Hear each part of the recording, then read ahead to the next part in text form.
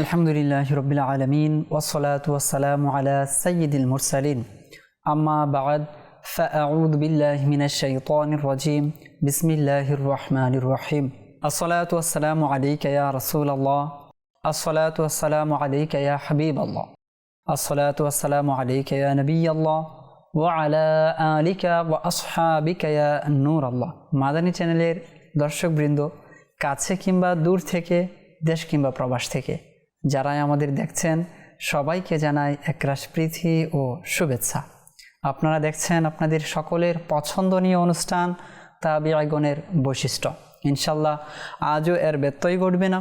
আজও আমরা চমৎকার একজন তাবিঈ বুজুর্গ রহমাতুল্লাহ তাআলা আলাইহি এর কিছু বাণী, তার কিছু দিক নির্দেশনামূলক কথা আমরা শুনব, যে বিষয়গুলোর উপর আমল করলে পরে আমাদের চলার পথ আরও সুগম হবে, আমাদের যে আমলি যে জীবনী রয়েছে সেটার পরে দিয়ে আরও ব্যাপক হবে ইনশাআল্লাহুল কারীম। মূল আলোচনা শোনার পূর্বে আসুন আমরা একটি দরুদ শরীফের ফজিলত শ্রবণ করে নিই।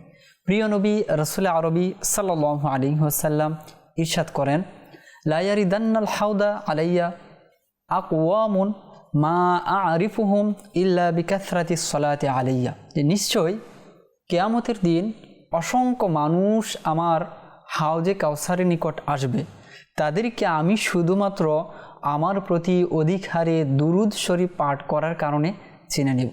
সুবহানাল্লাহ। আসুন আমরাও অনুষ্ঠানের বরকতে একবার দুরুদ শরীফ পাঠ করে নিই। সাল্লু আলাল হাবিব সাল্লাল্লাহু তাআলা আলা মুহাম্মদ সাল্লাল্লাহু আলাইহি ওয়াসাল্লাম। আজ যেই মহান মনীষীর কথা, বাণী, তার চমৎকার কিছু উদ্ধৃতি আমরা শুনব, তার কথা, তার হিকমতপূর্ণ বাণীগুলো আমরা প্রায়শই শুনে থাকি।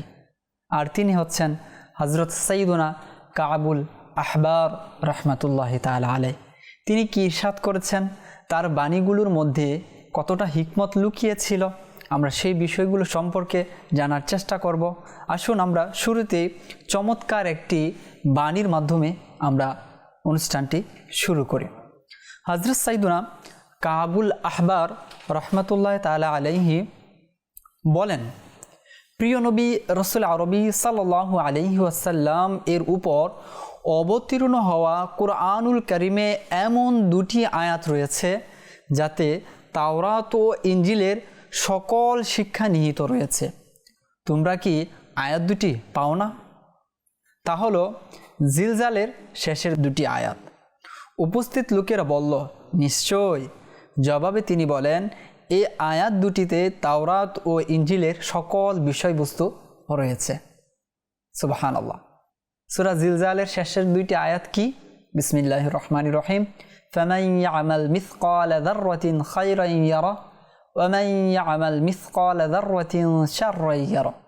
অর্থাৎ কোনো ব্যক্তি যদি সরিষার দানা পরিমাণও ভালো কাজ করে, আল্লাহ পাক তা কিয়ামতের দিন তাকে দেখাবেন।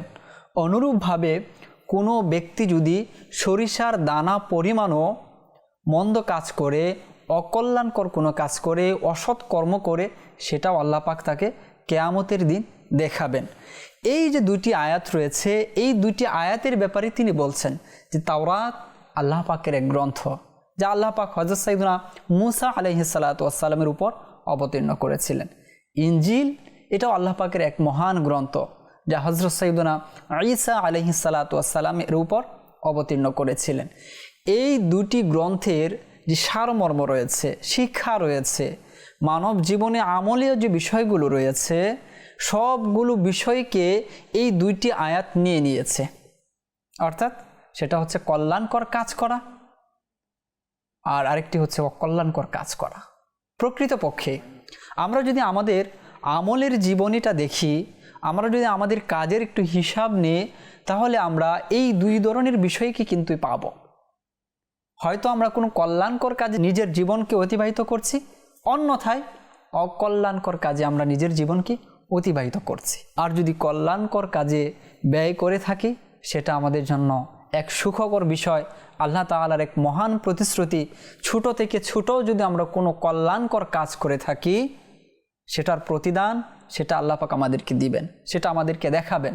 আপনি মানুষের সাথে মুচকি হাসছেন, আপনি কাউকে সৎ উপদেশ দিচ্ছেন, আপনি বড়দের সম্মান করছেন, মা বাবার খিদমত করছেন, নিজের জীবনকে কোনো একটি বিশেষ কাজে, কল্যাণকর কাজে উৎসর্গ করছেন, ত্যাগ স্বীকার করছেন। এই যে ছোট ছোট বিষয়গুলো অনেক সময় আমরা খেয়াল করি না, লক্ষ্য করি না যে এটার বিনিময় কি রয়েছে, কি হবে, কি পাবো, এই ভেবে আমরা কখনো কখনো ছাড় দিতে চাই না কাউকে। কিন্তু আল্লাহ তাআলা বলছেন এই যে তোমাদের ছোট ছোট কাজগুলো হয়তো তোমরা বুঝতেও পারো না যে এর বিনিময় কি রয়েছে, এর প্রতিদান কি রয়েছে, কিন্তু তোমরা জেনে রাখো যে জাররা পরিমাণ, সরিষার দানা পরিমাণ যদি কল্যাণকর কোনো কাজ করে থাকো সেটাও আমি তোমাদেরকে দেখাবো। এর বিপরীতে যদি আমরা দেখি, অনেক সময় ব্রু কুচকে আমরা মানুষের মনে কষ্ট দিয়ে দিই। অনেক সময় কারো কথায় একটু মুখ বাঁকা করে হেসে আমরা মানুষের মনে কষ্ট দিয়ে দিই। সাধারণ ইশারটুকু আমরা করতে চাই না। এই যে ছোট ছোট অকল্যাণকর যে কাজগুলো রয়েছে, মন্দ বিষয়গুলো আমাদের মাঝে রয়েছে, আমরা অনেক সময় ভাবি আরে এটা তো সামান্য বিষয়, মামুলি বিষয়। না, মামুলি বিষয় নয় এটা। এটাও আল্লাহ পাক কিয়ামতের দিন দেখাবেন, এটারও যে পরিণাম রয়েছে সেটা ভোগ করতে হবে। তো এই দুইটা আয়াতের ব্যাপারে কাবুল আহবার রাহমাতুল্লাহ তাআলা আলাইহি তিনি বলেন, তাওরাত ও ইনজিলে এর যে সারমর্ম রয়েছে, যে আদেশগুলো রয়েছে, যে বিধানগুলো রয়েছে, প্রিয় নবী রাসূল আরবি সাল্লাল্লাহু আলাইহি ওয়াসাল্লামকে আল্লাহ পাক এমন দুটি আয়াত দান করেছেন যেই দুইটি আয়াতের মধ্যেই সকল বিষয়বস্তু রয়েছে। আর এই দুইটি আয়াত হচ্ছে এটাই, প্রতিনিয়তই শুনি খুতবার মধ্যে, ফামান ইয়ামাল মিসকালা যাররাতিন খায়রান ইয়ারা ওয়া মান ইয়ামাল মিসকালা যাররাতিন শাররান ইয়ারা। প্রকৃতপক্ষে হিকমতপূর্ণ এক কথা। আল্লাহ পাক আমাদেরকে আমল করার তৌফিক দান করুন। অনেক সময় আমাদের মধ্যে কথোপকথন করতে দেখা যায় বা আমরা কথা বলি বন্ধুদের সাথে আড্ডায় যে কে ভালো, কে মন্দ, কে সফল, কে অসফল, ব্যর্থ, এই বিষয়গুলো আমাদের মাঝে আলোচনা হয়। শুধু বন্ধুবান্ধব বললে ভুল হবে, সব জায়গায় সর্বক্ষেত্রে সফলকে ব্যর্থকে এই বিষয়টি নিয়ে আলোচনা করা হয়। কিন্তু কাবুল আহবার রহমাতুল্লাহ তাআলা আলাইহি তিনি যে সফলতার মানদণ্ড সংজ্ঞা দিয়েছেন, তিনি যে ব্যর্থতার সংজ্ঞা দিয়েছেন, সেটা একটা ডিফারেন্ট, একটা ভিন্ন আঙ্গিকে। তিনি কি বলেছেন?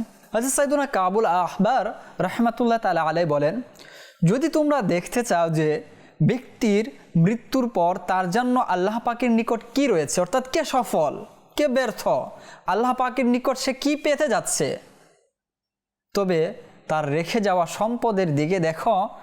যদি সে সম্পদে ভালো ও কল্যাণকর জিনিস রেখে যায়, তবে তার জন্য আল্লাহ পাকের নিকট রেখে যাওয়া সম্পদের চেয়েও অধিক সওয়াব রয়েছে। আল্লাহু আকবার কবীরা। যে কোন ব্যক্তি সফল হলো, কে আল্লাহ পাকের নিকট কি পাবে, তার প্রতিদান কীরকম হবে, তার যে জীবন অতিবাহিত করেছে সেই জীবন অতিবাহিত করার প্রেক্ষাপটে তার পরকালে কোন মাকাম থাকবে সেটা মাপার কি যন্ত্র রয়েছে। তো সেই পরিমাপের যন্ত্রের ব্যাপারে তিনি বলছেন যে তার সম্পদের দিকে তোমরা একটু লক্ষ্য করো।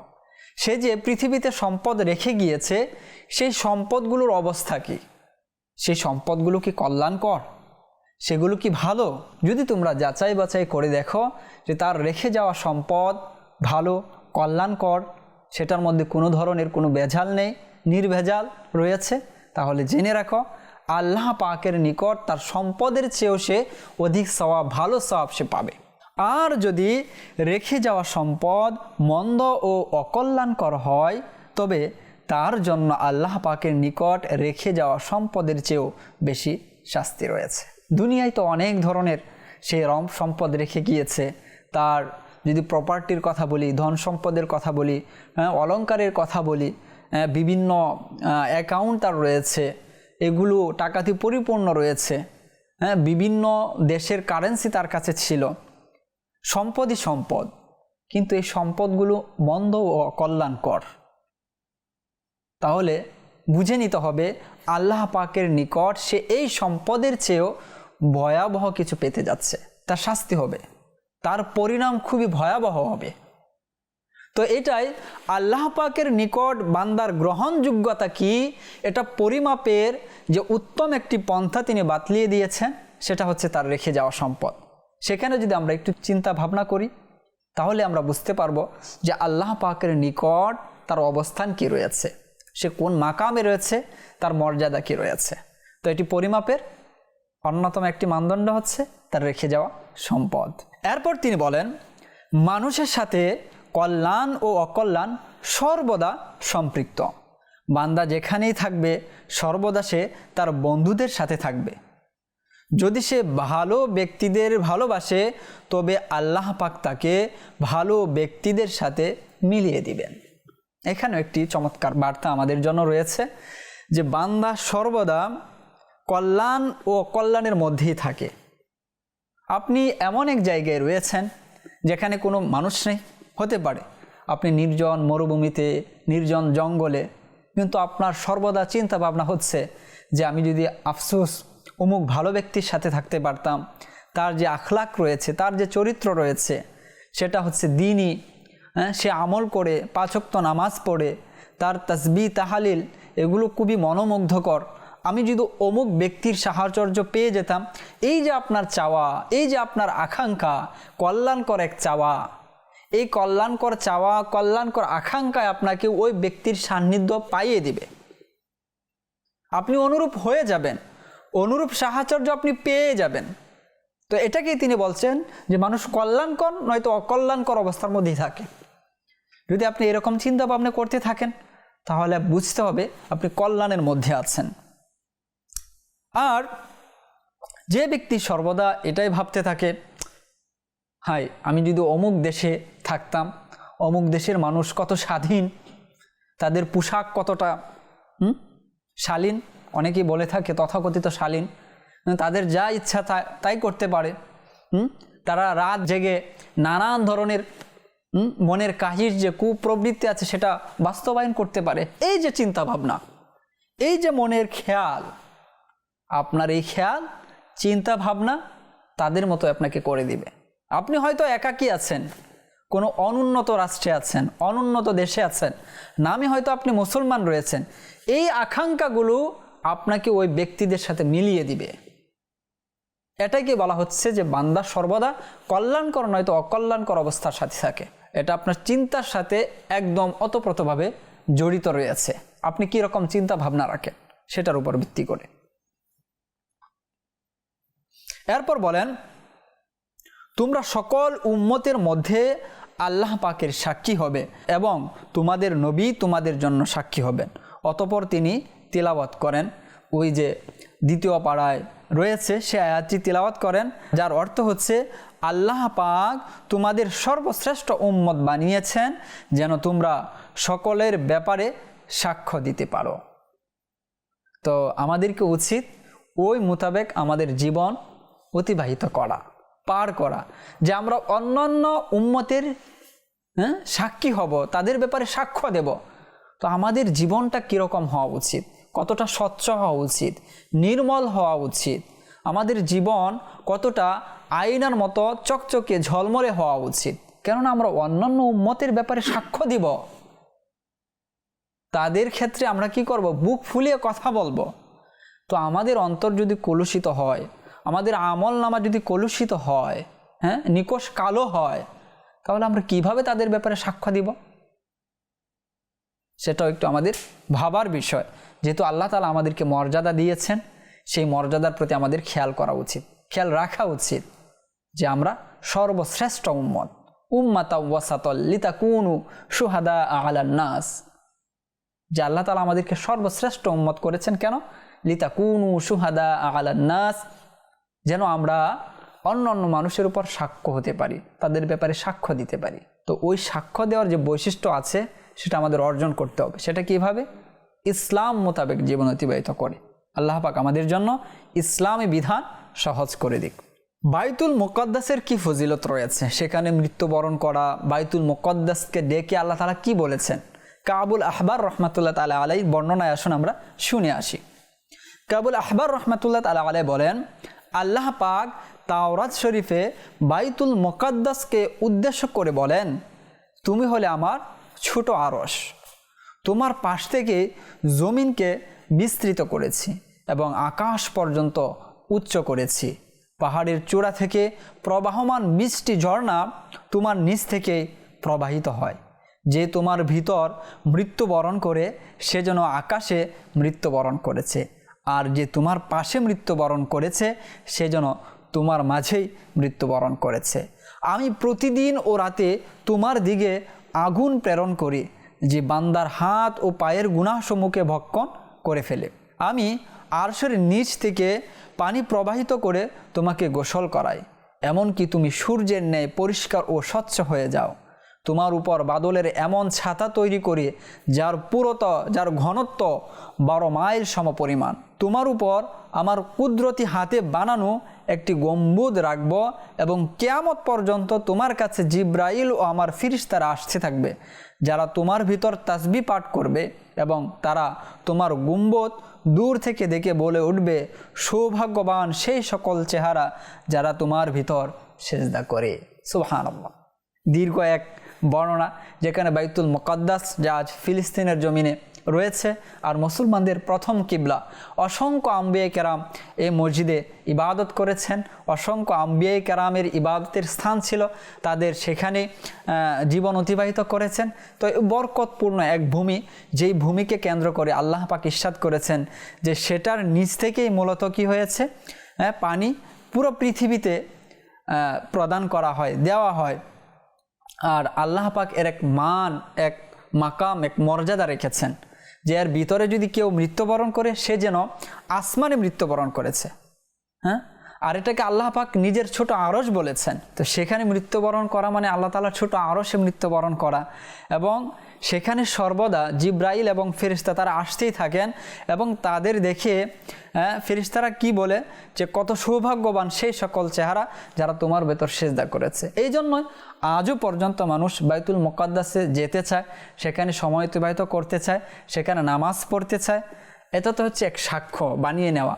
এই সকল পবিত্র মাকাম, পবিত্র জায়গা যেগুলো রয়েছে, যেগুলোর ব্যাপারে আল্লাহ পাক বিভিন্ন জায়গায় বিভিন্ন ক্ষেত্রে আল্লাহ পাকের রসুল বর্ণনা করেছেন।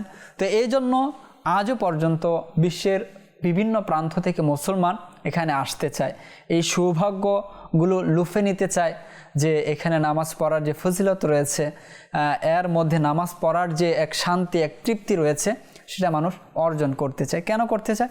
যে তাওরাতের মধ্যে যে এই বর্ণনা রয়েছে যে কাবুল আহবার রহমাতুল্লাহ তাআলা আলাইহি বর্ণনা করেছেন।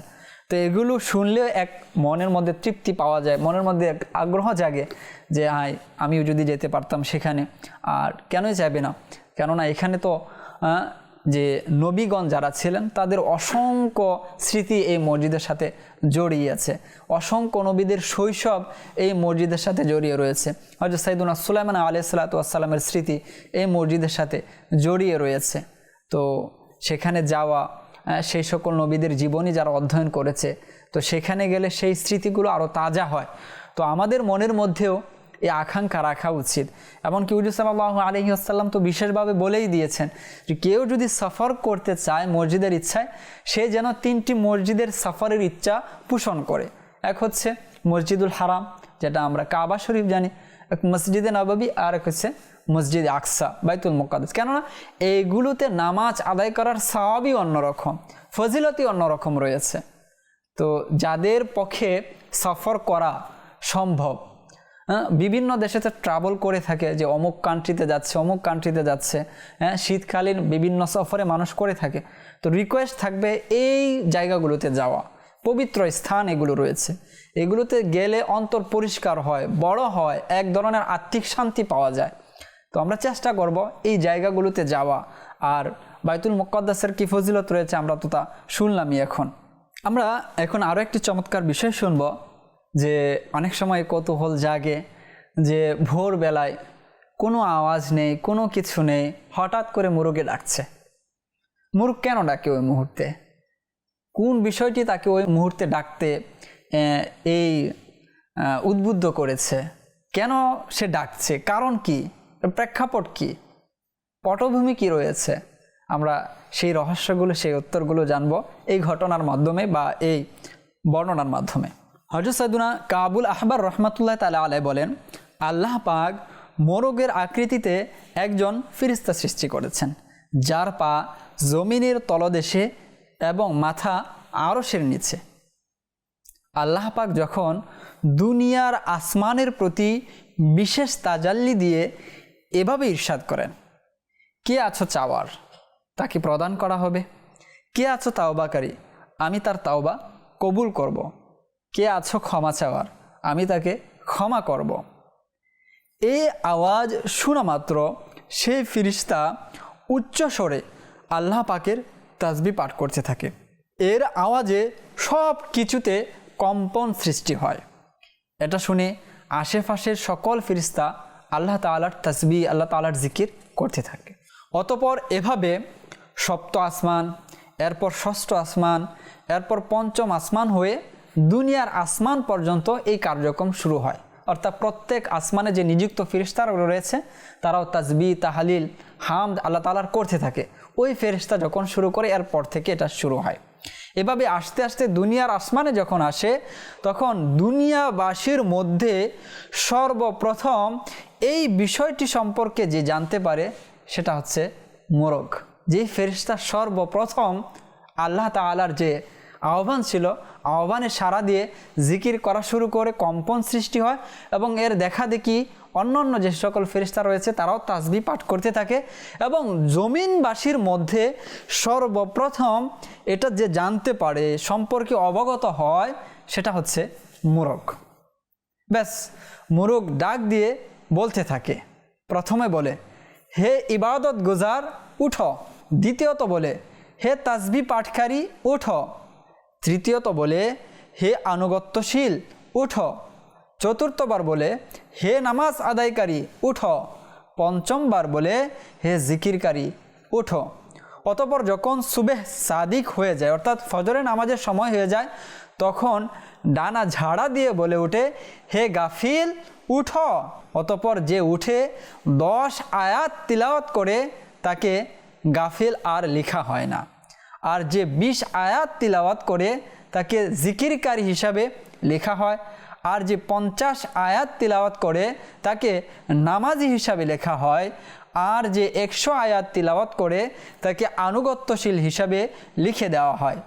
আর যে 150 আয়াত তিলাওয়াত করে তাকে 1 কিন্তার সমপরিমাণ সওয়াব দেওয়া হয়। 1 কিন্তার 100 রিতল পরিমাণ, 1 রিতল 72 মিসকাল পরিমাণ, আর 1 মিসকাল 24 কিরাত সমান, আর 1 কিরাত হচ্ছে উহুদ সমপরিমাণ। অর্থাৎ এক বিশাল একটা পরিমাণ রয়েছে। তো এই যে এক বিশাল এক রিওয়ায়াত শুনলাম যেটা মোরগের সাথে সম্পৃক্ত, যে আল্লাহ পাকের এক বিশেষ ফেরেশতা রয়েছে যেটা আল্লাহ পাক সৃষ্টি করেছেন, যার বিশালত্ব, যার ব্যাপকতা, পরিধি এত বিশাল যে তার পা দুটো হচ্ছে জমিনের শেষ সীমা পর্যন্ত এবং মাথা হচ্ছে আরশের নিচে। এত বিশাল এক ফেরেশতা। আর এই ফেরেশতার কাজ কি? যখন আল্লাহ পাক ভোরে তাহাজ্জুদের সময় বান্দাদেরকে আহ্বান করতে থাকে যে তোমরা কে আছো চাওয়ার, তা আমি তার চাওয়া পূরণ করব, কে আছে তাওবাকারী তার তাওবা কবুল করব, তখন সেই ফেরেশতা প্রথমে কি করে ডাক দেয়, তাসবিহ পাঠ করতে থাকে। তো এর পরবর্তীতে যে কার্যক্রম শুরু হয়, ফেরেশতারা করতে থাকে, দুনিয়ার মধ্যে আসে, মুরুকে ডাক দেয় আর ডেকে ডেকে বান্দাদেরকে বলতে থাকে যে উঠো উঠো উঠো। আর সর্বশেষ যে ব্যক্তি উঠে যায়, নামাজ আদায় করে, তিলাওয়াত করে, যে ব্যক্তি 10 আয়াত পাঠ করে, সে গাফিলের মধ্যে আর লেখা হয় না। যে 20 আয়াত তিলাওয়াত করতে পারে সে জিকিরকারীর মধ্যে লেখা হয়। যে জিকিরকারীর যে ফজিলত রয়েছে সেই নামের মধ্যে তাকে লিখে দেওয়া হয়। 50 আয়াত পড়লে নামাজি হিসাবে লিখে দেওয়া হয়। আর 100 আয়াত তিলাওয়াত করলে আল্লাহ তাআলার যে আনুগত্যশীল বান্দা যারা রয়েছে, আল্লাহ তাআলার নবীগণ, আল্লাহ তাআলার ওলিগণ, সিদ্দিকিন, শুহাদা যারা রয়েছে, তাদের কাতারের মধ্যে তাকে লিখে দেওয়া হয়। আর যে ব্যক্তি 150 আয়াত তিলাওয়াত করে তাকে 1 কিন্তার সমপরিমাণ সওয়াব দেওয়া হয়। আর 1 কিন্তার হচ্ছে 100 রিতল, আর 1 রিতল হচ্ছে 72 মিসকাল, আর 1 মিসকাল 24 কিরাত, আর 1 কিরাত হচ্ছে উহুদ সমপরিমাণ। সুতরাং আমাদের এখানে শিক্ষণীয় বিষয় হচ্ছে, সওয়াব নেওয়ার বিষয় হচ্ছে, আমলীয় বিষয় হচ্ছে তাহাজ্জুদের সময় উঠে, রাতে উঠে 150 আয়াত পরিমাণ তিলাওয়াত করা। এক কিরাত যদি অহুদ সমপরিমাণ হয় তাহলে আমাদের বোঝা উচিত যে সেখানে 72 মিসকাল হবে। আর 72 মিসকাল মানে 24 কিরাত সমপরিমাণ, আর এক কিরাত অহুদ সমপরিমাণ। সুতরাং যদি একটু কষ্ট করে জাগ্রত হতে পারি আর 150 আয়াত তিলাওয়াত করতে পারি, তাহলে এই বিশাল এক সওয়াবের ভান্ডার আমাদের অর্জিত হবে, আমাদের আমল নামায় লেখা হবে।